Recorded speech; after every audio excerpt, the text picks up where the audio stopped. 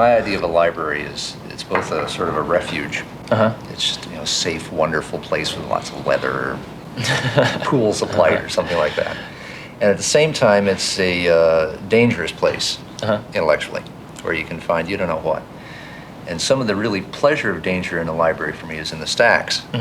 When you're wandering about and you find things talk to you, their spines talk to you. You see stuff that's next to stuff, or a whole domain of categories of books you didn't even know existed. You dive in there and adventure happens. We're very privileged and we've had access to some pretty nice libraries. Still, these libraries pale in comparison with the volume of information at a Library of Congress.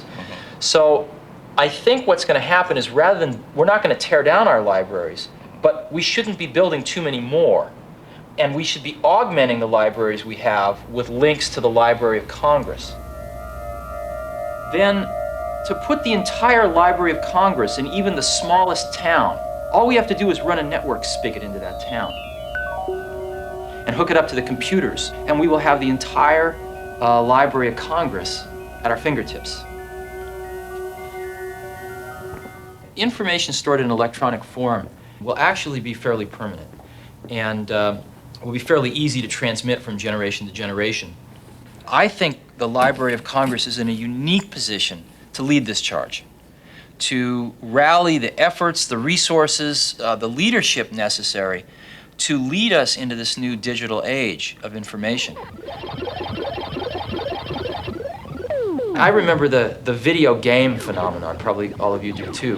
What was the most interesting thing about the video game phenomenon to me was that within a few years after its beginning, kids and non-kids were putting in $2.5 billion worth of quarters into these things a year.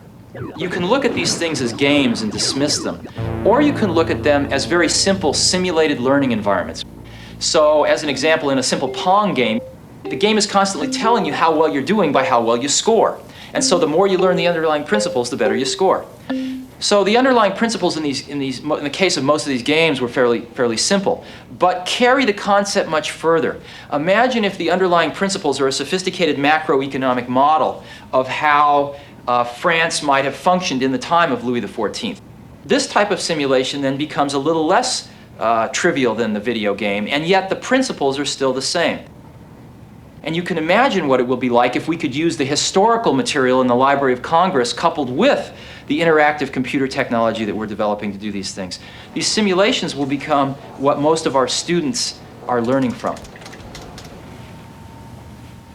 I think one of the things that really separates us from the high primates is that we're tool builders. And I read a study that measured the efficiency of locomotion for various species on the planet. The condor used the least energy to move a kilometer. And humans came in with a rather unimpressive showing about a third of the way down the list. It was not too proud of a showing for the crown of creation. So that didn't look so good, but then somebody at Scientific American had the insight to test the efficiency of locomotion for a man on a bicycle.